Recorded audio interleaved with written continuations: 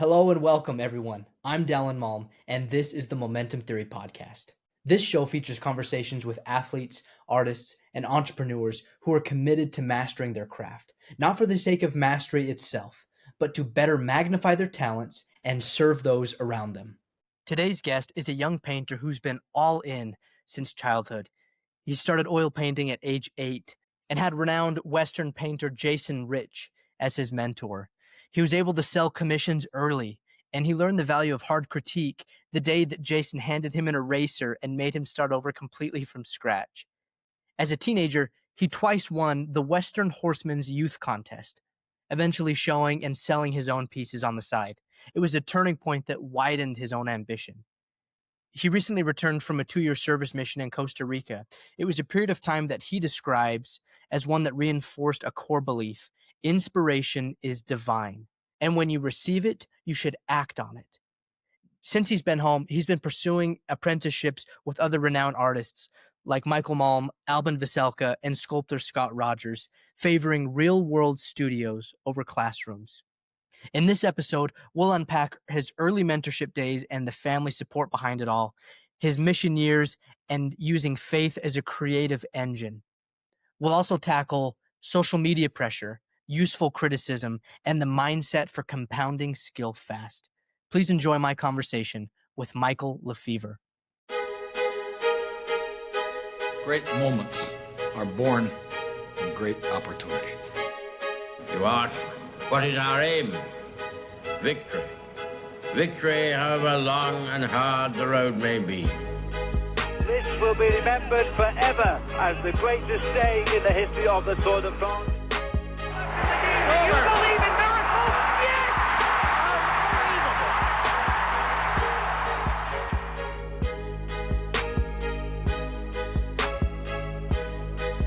It is October 29th, 2025.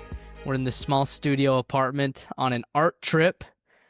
Michael and my dad planned one, and I invited myself because who doesn't want to go on a trip to London? Michael, what's stood out to you so far? It's been a real kind of moment of revelation for me to see how people work with paint and like let a painting become a painting. I think for so long I've kind of been fighting the medium and trying to find it myself. And so to be here and to see the masters at work, it's like just blew me away. And the like culture here is just so rich. This is your first time in Europe. Mm-hmm. Yeah. Yes. And how many pieces of artwork would you say we've seen over the last 3 days? I don't even know. So many. Are there one or two that have stuck out more than the others? Not really. There's been galleries that have stood out more than others, for sure. Seeing the Sargents in person has been a dream come true. It's been actually so awesome. John Singer Sargent. Why? I've just looked up to his work for so long, and I've heard so much about him from mentors and friends. So to see his work in person, I can kind of start to relate to what they've said to me.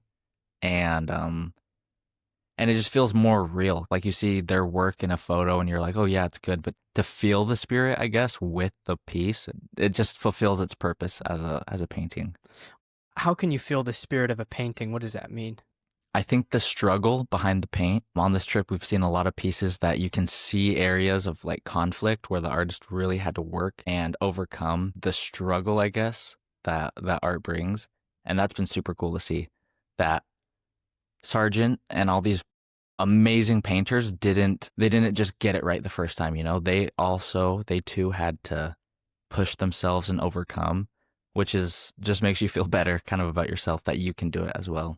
What did he exactly have to overcome? I don't remember.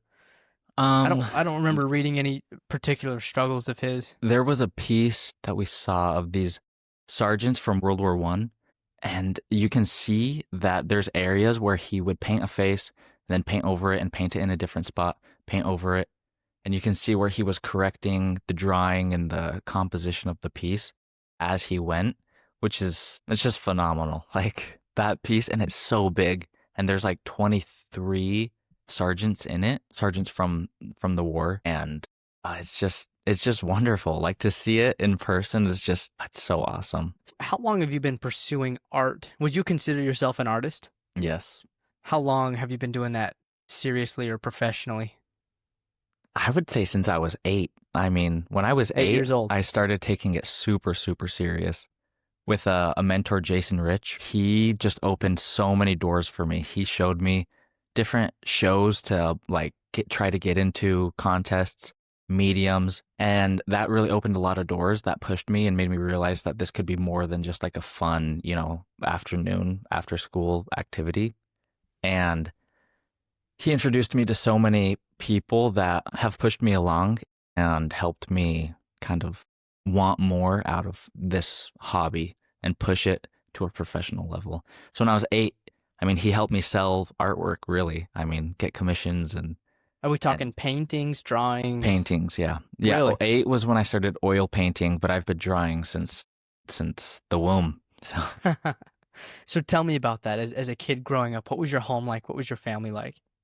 super, super, super supportive. My parents actually pushed me really hard to pursue this.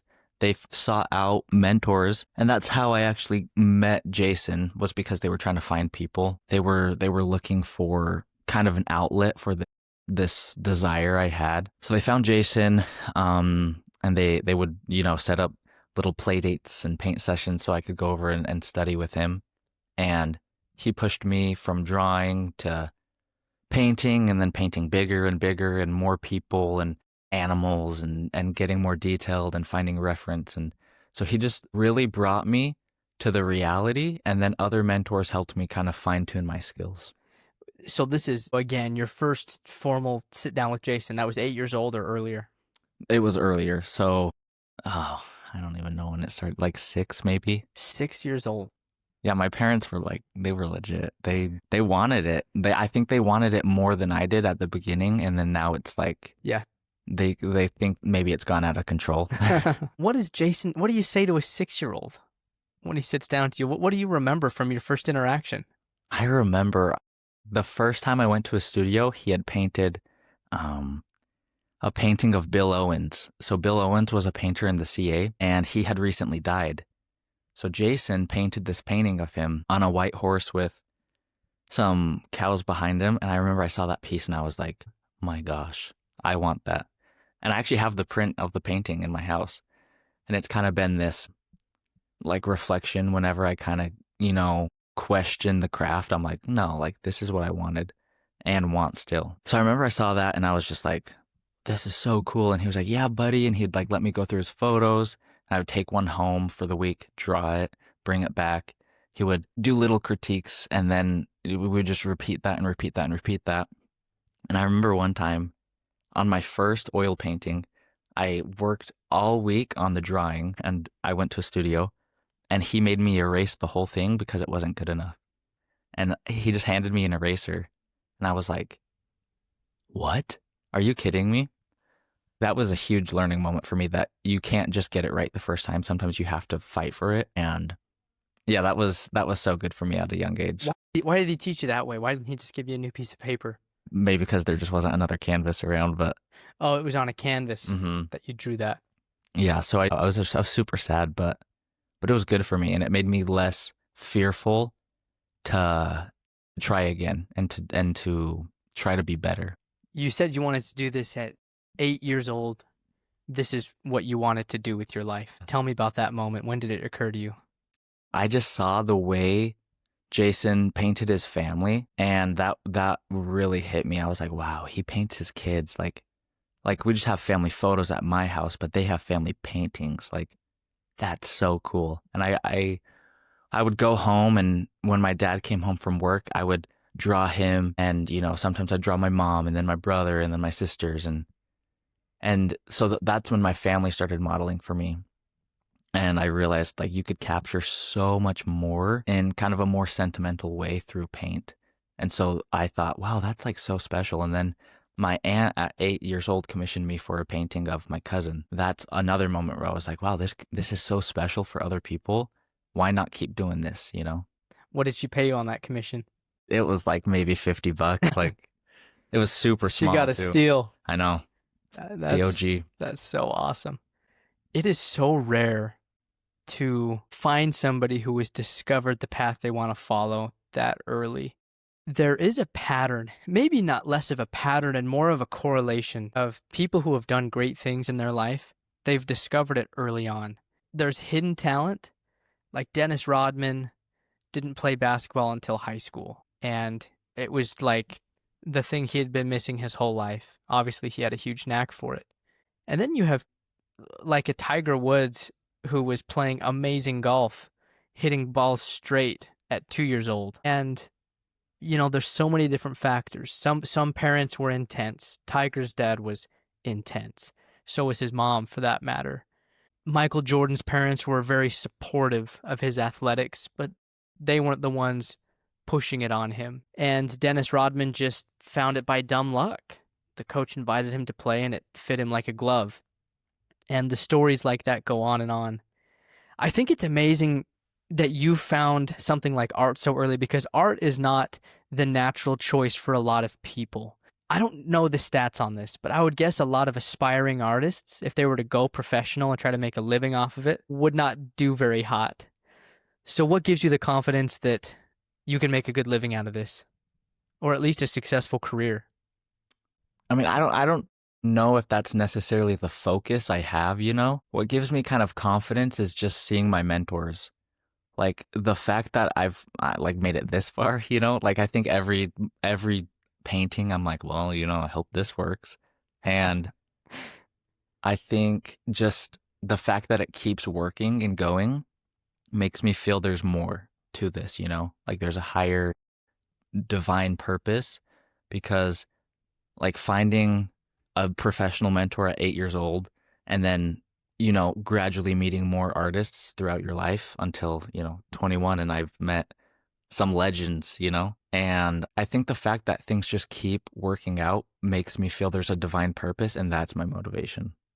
I'm a big listener of the Founders Podcast by David Senra, and he will constantly repeat maxims on that podcast, one of them being from Francis Ford Coppola, the filmmaker, where he talks about, his quote is, "The story of the Father is embedded in the Son." And he's big on understanding the Father of the Star and finding his story embedded in there, for good or for bad. Sometimes it's motivating either way. I'm curious to know, what was your dad like? How would you describe him? My dad is incredible. He's a chiropractor.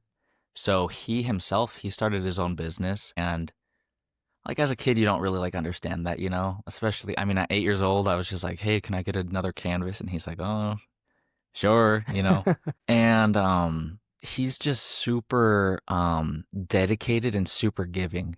So he was just always like, whatever I needed went, at least for the cause of art, It wasn't like a new toy, of course, but anything that went to the cause, to the greater cause of art, he was in for. And I think seeing that support he gave me confidence to kind of keep pushing myself. He's just so loving. Like he wants the best for everyone. He's a big people person. So he would always talk about me to his clients or to friends or family. And that just made me feel special. He was really good at making me feel like this, cause, this duty is something special, worthwhile. So yeah, he was just like the mega supporter, really. I mean, him and my mom. Did they ever show any hesitation or doubt? I would say in recent years, yes. Like I'll be really ambitious for a month and, think of a painting idea that gets bigger, bigger than the laundry room I paint in. And they kind of get hesitant, like, oh, like, where are you going to paint this? Or how much is this going to cost? Are you selling it for enough? So I think in recent years, yeah, they have shown some hesitation, but I think I'm already too far gone to listen, So, So at this point, the ship has sailed. Yeah. You're doing this thing. Too late.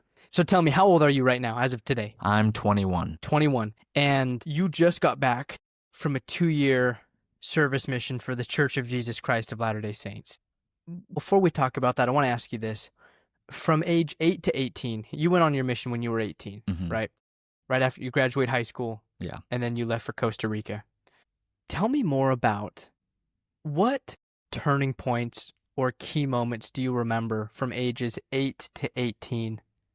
The first one that comes to mind is a contest I entered when I think I was 15. From 12 to 15, I entered this contest through the magazine Western Horseman, and they hold an annual contest for teenagers to basically, it's a contest for the big Cowboy Artists of America show and sale they have every November. And if you win, your painting gets put in, you win some money, you have the chance to sell your painting there. So I entered every year, and every year it was like, at first it was just like, yeah, good job, but no. And then at 14, I won, but I was too young to go to the show, so I didn't get to go to the show pretty much. Then when I was 15, I won again, and I got selected to go to the show.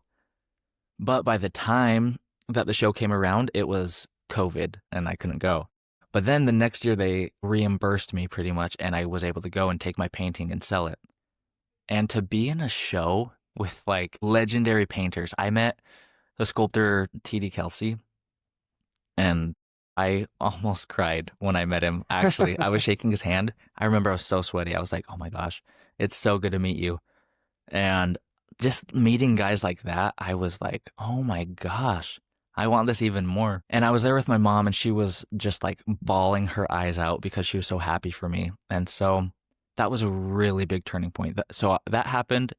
I met them in the show when I was 16.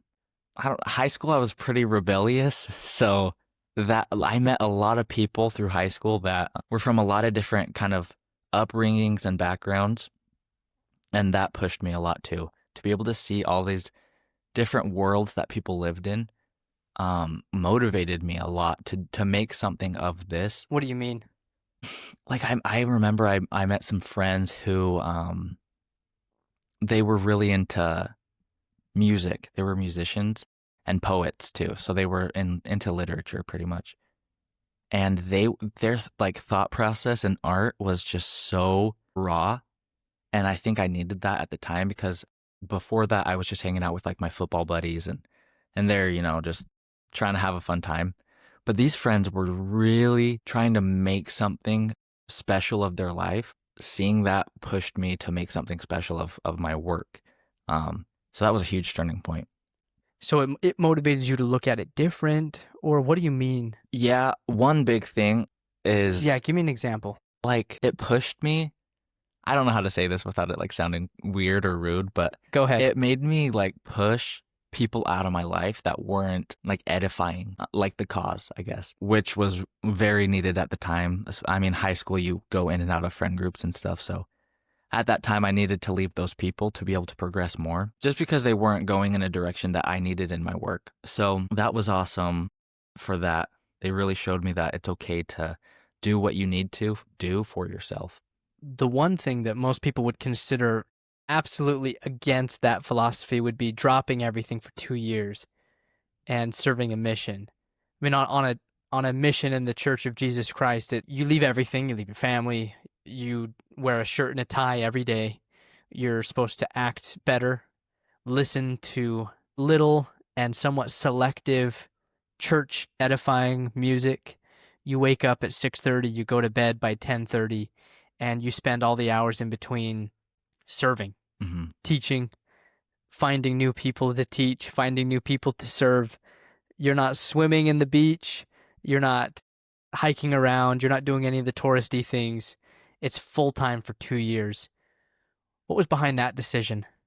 Well, originally I wasn't going to go. I was like out of it. But my senior year of high school, I just had a big like come to Jesus moment. And it was just perfect for me. It made me realize that if I go on a mission and I just like put everything in my life to God, it would just open doors and that everything would be okay. Like not everything would be easy or perfect, but everything would be okay. So that was the motivation behind it. It wasn't like, oh yes, I'm stoked to go on a mission and I can't wait to, live away from home for 2 years. But just hope for the best, really. I had a really calming feeling that it truly was for the best. What brought on that come to Jesus moment? What were you doing, or where were you? So senior year was when I started to get better friends. So I went through like some friends, then another friend group, and then finally to this final friend Nobody was helping the cause until the final friend group. I know. And they were just super good kids, really. Yeah. And it was kind of hard for me because my friends before were just so different. And I was like, oh my gosh, these kids are like so different. And there were times that was just really hard. But one of them was just really sad. Like he was trying his best to be happy all he could. But there were just times where he would make comments where you were just like, oh, what? And there was a time where he was telling us about a time he attempted suicide. And I was like, oh my gosh, like this is like life is legit. You know what I mean? Like you can't just like really play around all the time, you know? Yeah. And it made me realize there's a sense of, what's the word? Maturity that we all need, kind of. It made me realize I need to be more mature in this next phase of life. Like to have more reverence or respect for life. Yeah. And just to be more thankful too, like the fact that my life is so good, you know? So that was a big one. And then my brother went through like an insanely hard time and he ended up in the hospital. And there was a night where we had to say our goodbyes to him. And that was wild. That was the craziest experience of my entire life. What do you mean say goodbye? Like he was dying. Like I was hanging out with my friends and my mom texted the family group chat and was like, things aren't looking good with Nick. And he'd been in the hospital for maybe like a week. How old was he? Oh, if I was 18, he was 20. He was 20. Okay. So, so I get that text and I'm like, oh my gosh, like my brother's going to die tonight. Is it a cancer? No, he was in liver failure. Oh my goodness. Yeah. So it was crazy. And so we get that text and I was like, kind of in shock. And then my mom calls me and she's like, yeah, you need to come to the hospital. And I was like, oh my gosh, no way. Like this only happens in the movies, you know? Yeah. And so we go and he's just like looking horrible in his bed. And my cousin's actually working at the hospital, helping my parents fill out, I don't even know what it's called, the power of attorney, where like if they need to pull the plug, they can. Is that what it's called? Yeah. And on his behalf. And that was hard. That was crazy. Like my parents are talking and with her trying to fill it out. And I'm just like in this room watching my brother die. And he looks fine. He looks like alive and well. So it's hard to kind of come to terms with that. And anyways, long story short, doesn't die, thankfully. But I remember in those weeks and days that it was super on and off if he was going to live, I was like so comforted by peace that it was all going to be okay, but just keep going. Like you are on the track you're supposed to be, which is such a nice feeling to get because for so long it was, you know, change friend groups or, you know, meet more people, get a new mentor, try new things, paint new things, go new places. And to have that feeling like you're okay, you're on the right track was like, okay, like all these changes are worth it. And that was when I was like, well, okay, here we go. Let's go on the mission. And I went on the mission with... Why was the mission a natural, like, why was that the natural next step? Why wasn't it just more commitment to art or more gratitude in your life? Because I was like in this debate kind of going on a mission or not. And I definitely felt not pressure from my parents, but kind of social pressure. Like it was kind of just the natural thing after high school, you go on a mission. And I had a dream. So I had this dream where I was walking with my companion in the mission and we were like passing by this church, and on the property of the church, there were like hundreds of missionaries practicing their talents. There's like painters and dancers and people playing music, and it was awesome. And I remember I saw that and I was like, oh my gosh, like missionaries are real people who are talented. And in that dream, my comp turned to me and he also said, everything's going to be okay. Keep going. And so I was like, okay, well, I feel like the mission's probably the next step. You get assigned to Costa Rica. Did you speak Spanish? No. So you had to learn, so you learned Spanish. Yeah. We could spend a whole nother interview just talking about your mission. I served a mission in West Texas, and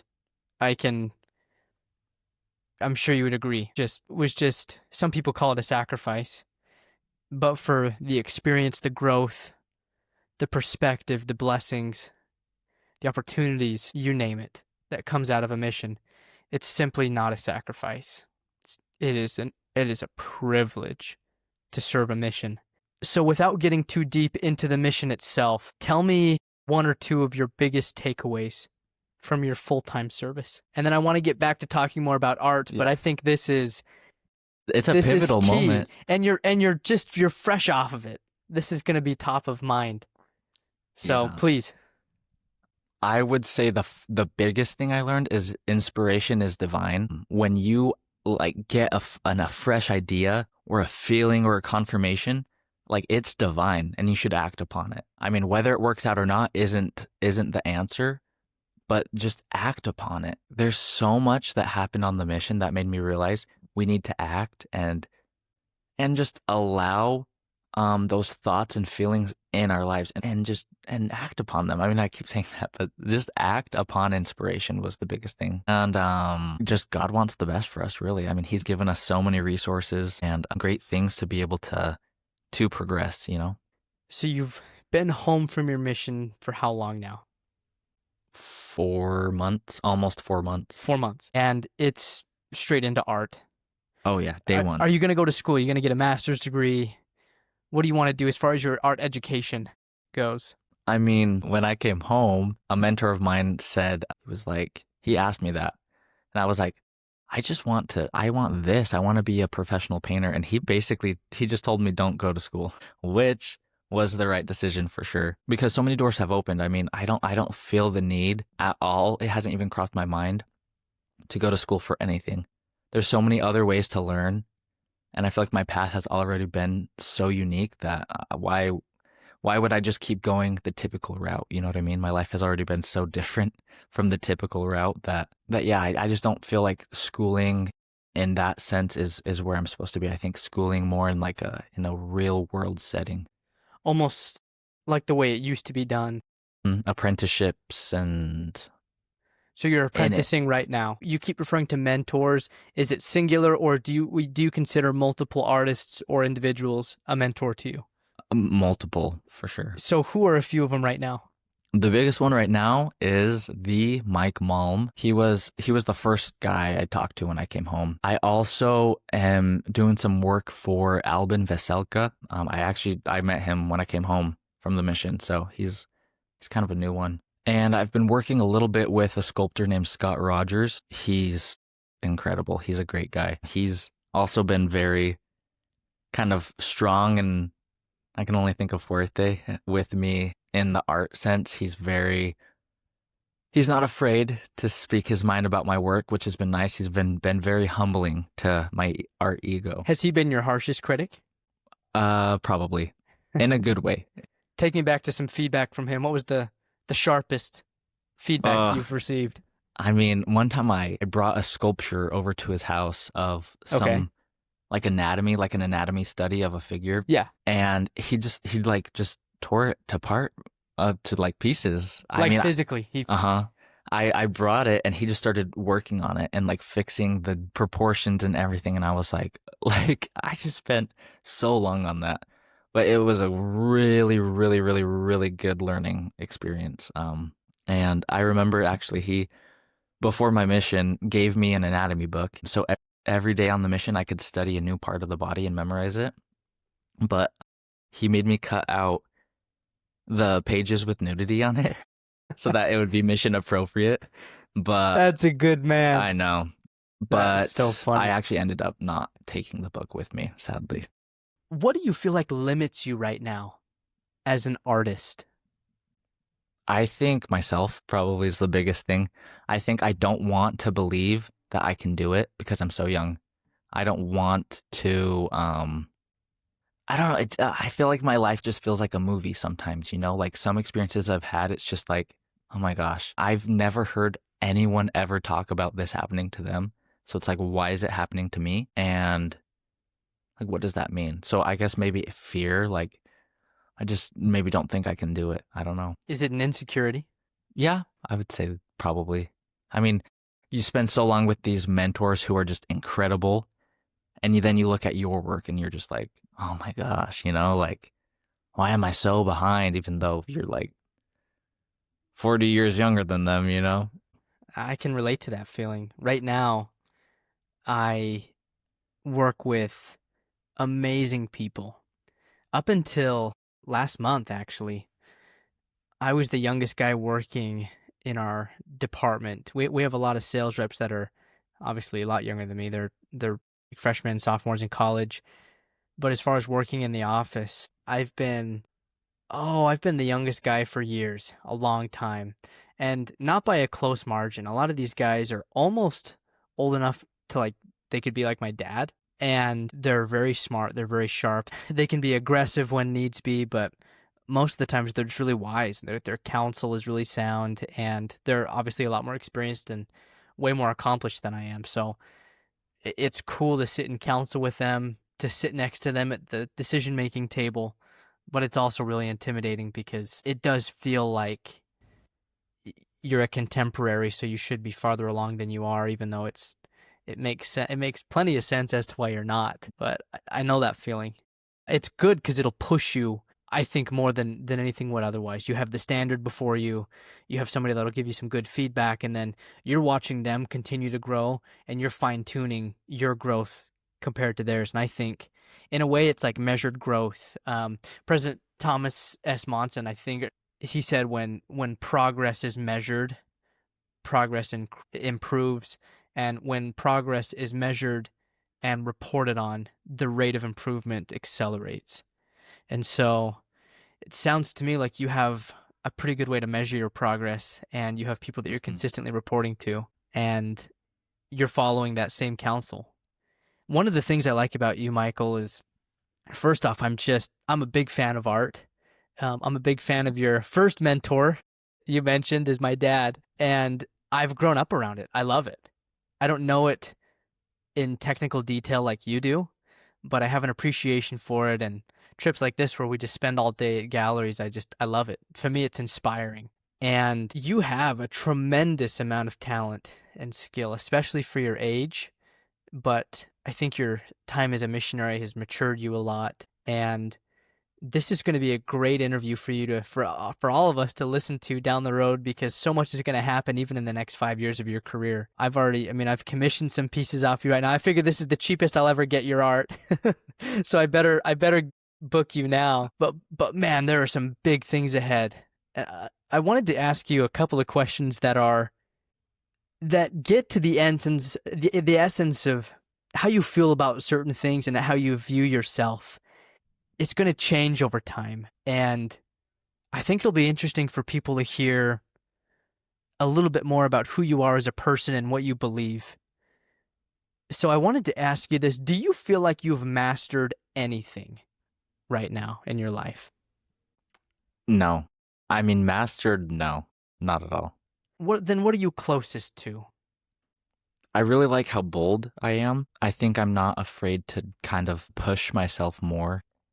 Like, I don't like being comfortable, I guess. I don't want to stay, a painter of this subject forever. I always am looking for another challenge or kind of a higher cause through every piece. But I would say that's probably what I'm closest to. What adversity or opponent or struggle have you consistently had to fight in your life up to this point? It just kind of keeps coming back, and it's turning into like that piece of resistance that the battle still wages on. The world, for sure. I think like the pressure the world puts on everything, post every day, make reels and sell art and post art. And I think there's just a pressure that like even my friends bring on, they'll come over and they'll see a piece and they're like, well, are you going to work on that? Or what if you painted this? Or people saying comments like, oh, your art's too expensive, or you're not that good. Like, if you didn't have this, you wouldn't be where you are, It's things like that. It's just people being people, So I'd say just the opinion and influence of the world. Do you think that it's helpful or hurtful to be influenced by the opinion of other people? I think hurtful overall. I mean, there's an extent you need to listen, I mean, I think it's good to be ambitious, but I mean, there's a reality to everything, you know? Like the saying, there's a truth to every joke, you know? Like, oh, it's just a joke, but I mean, there's some truth to it. So I think you just kind of have to give and take. Think, you know, is what they're saying actually true? You know? Yeah. I mean, I think if they can't see the vision of Yeah. what I see, then Yeah. why would I, you know, Yeah. listen to that? If someone can visually, like, kind of imagine, you know, what I'm feeling or I'm trying to see or accomplish, then it's a lot easier to listen to them. When someone doesn't have the eye, it's like you kind of, why would you listen to them? You're trying to bring them to you, you know? Is it right to say that you do care about what some people think about you? Yes. I think overall, I do care a lot about everyone, like what everyone thinks about me, which is very destructive at times. There's times where that becomes the focus, and that takes away completely the purpose of the painting. Yeah. So, Let me ask you this, a little bit inverted to my last question. What pain do you most enjoy having in your life? I think not being good enough is kind of a drug because it's so motivating that you just constantly think about it. You can't, you feel as if you can't live unless you accomplish something. And if you're always just seeing better stuff than you, then it's like this drug, you know, this chase that you're always on. I think just like never being good enough is just this like drug I chase kind of, that's like kind of painful but also motivating. I don't know, it's complicated. Enjoy that friction because it pushes you. So how do you regulate it then? Because anything taken too far is bad, especially pain or struggles, right? So how do you self-regulate? I try to do other things than paint, you know, go to the gym or be outside or hang out with friends, things like that help kind of take my mind away from this, you know, the chase. And then also when I get positive feedback on a piece or something, I let that kind of motivate me as well and push me to add that to the next. Like I just finished a piece and it's quite large. It's my largest yet. And a friend came over to see it. And while he was just like it was super quiet, he was just kind of, you know, standing in front of it.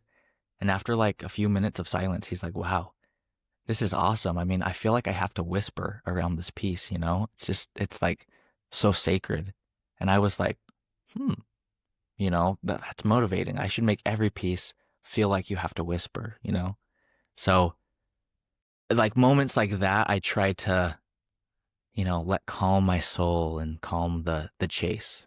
Do you have a favorite failure or a favorite point of struggle in your life? Like, for example, for me, I've had lots of moments like that, but I can think of several times where I just haven't done very well at something, and it's really pushed me to become better. When I was early on in my job at Fox, I was doing school at the same time as working, and early on, my wife and I were both working multiple jobs because we didn't want to take any loans for school.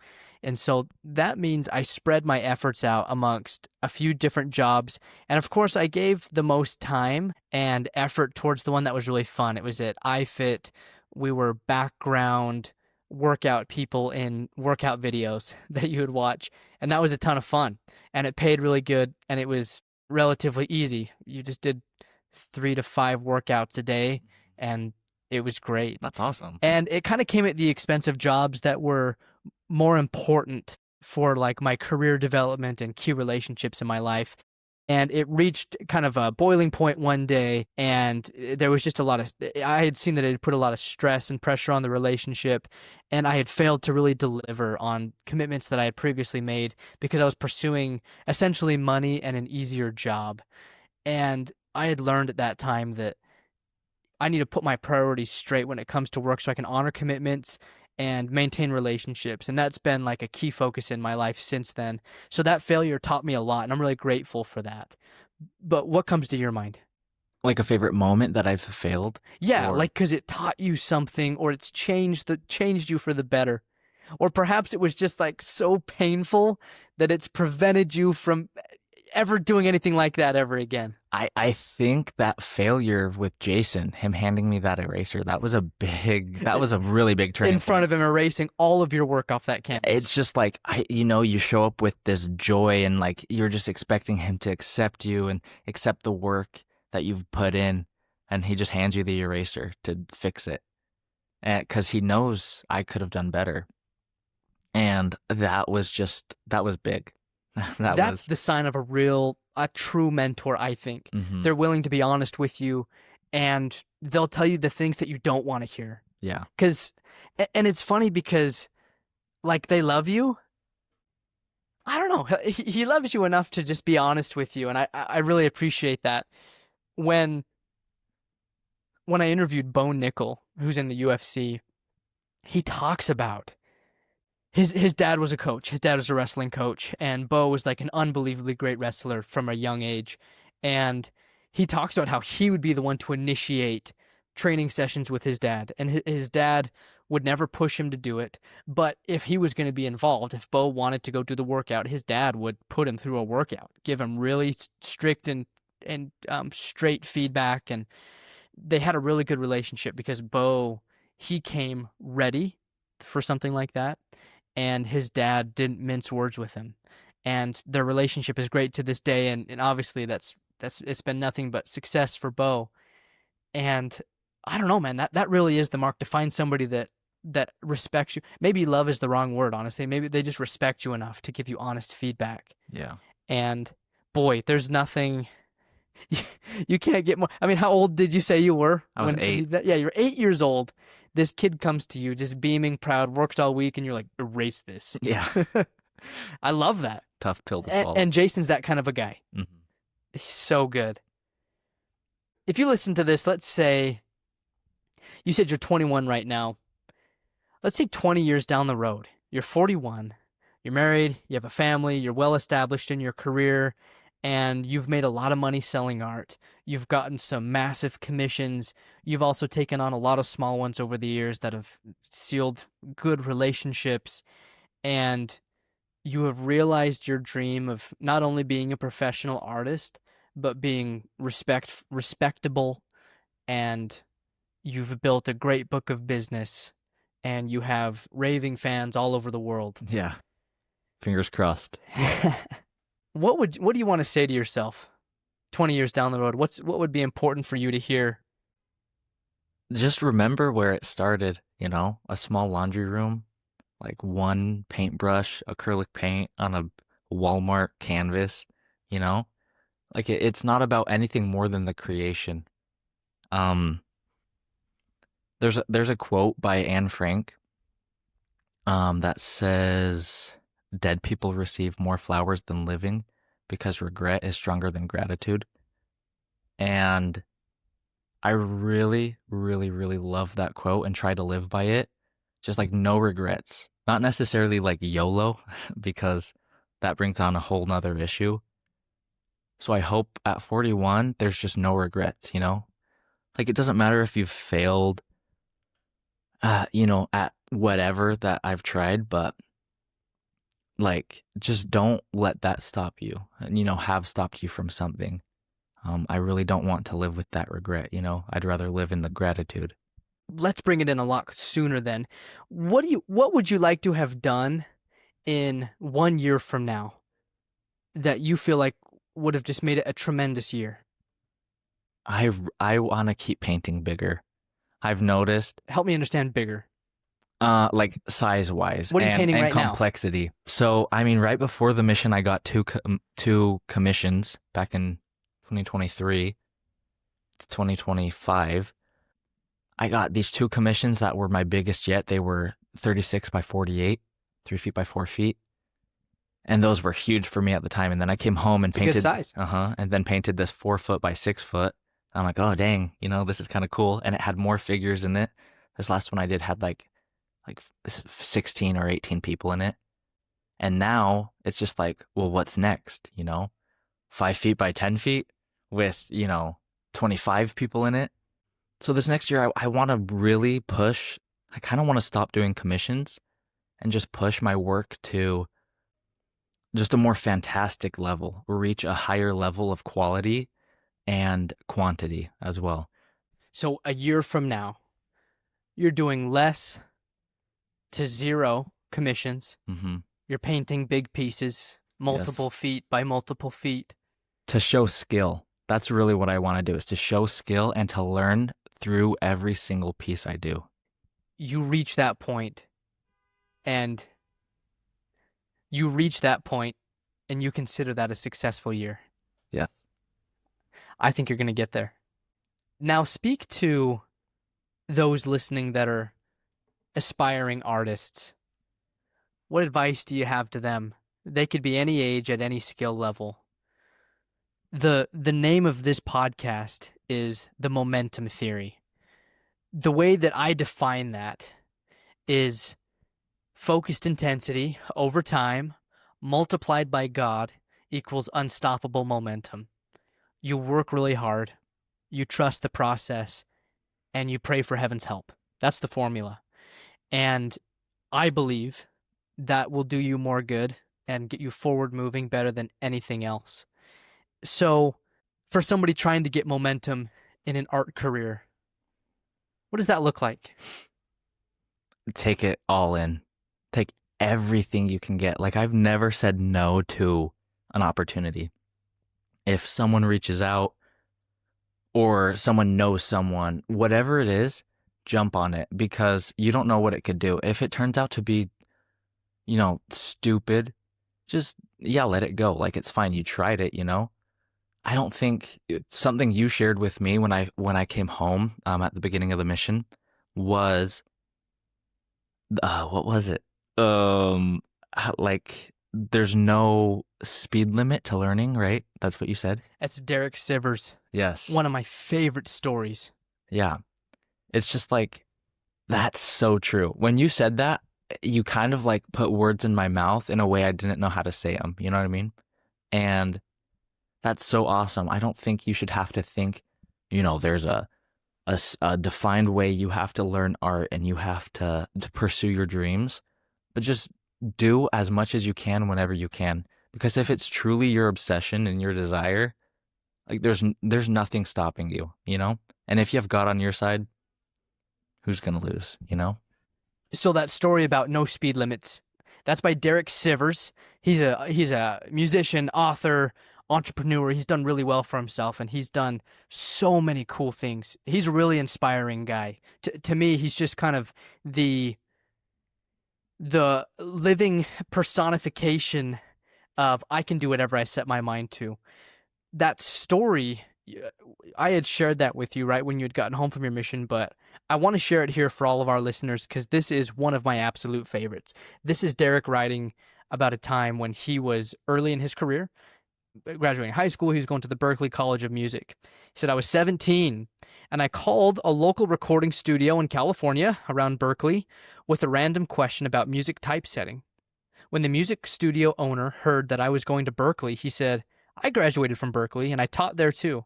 I bet I can teach you 2 years of theory and arranging in only a few lessons. I suspect you can graduate in 2 years if you understand that there's no speed limit. Come to my studio at 9 a.m. tomorrow for your first lesson, and if you're interested, come on by. No charge. I showed up at his studio at 8:40 the next morning, super excited, though I waited outside before ringing his bell at 8:59. He opened the door, a tall man in a Hawaiian shirt, a big hat, a square scar on his nose, a laid-back demeanor, and a huge smile. He was sizing me up and nodding. This was the famous musician Kimo Williams. After a 1-minute welcome, we were sitting at the piano analyzing the sheet music for a jazz standard. He was quickly explaining the chords based on the diatonic scale, how the dissonance of the tritone with the fifth chord and how the dissonance of the trichord and the fifth chord with the flat 7 is what makes it want to resolve to the 1. Within a minute, he started quizzing me. If the Phi chord with the flat 7 has that tritone, then so does another flat 7 chord. Which one? The flat 2 chord? Right. So that's a substitute chord. Any flat 7 chord can be substituted with the other flat 7 that shares the same tritone. So reharmonize all the chords you can in this chart. Go. The pace was intense and I loved it.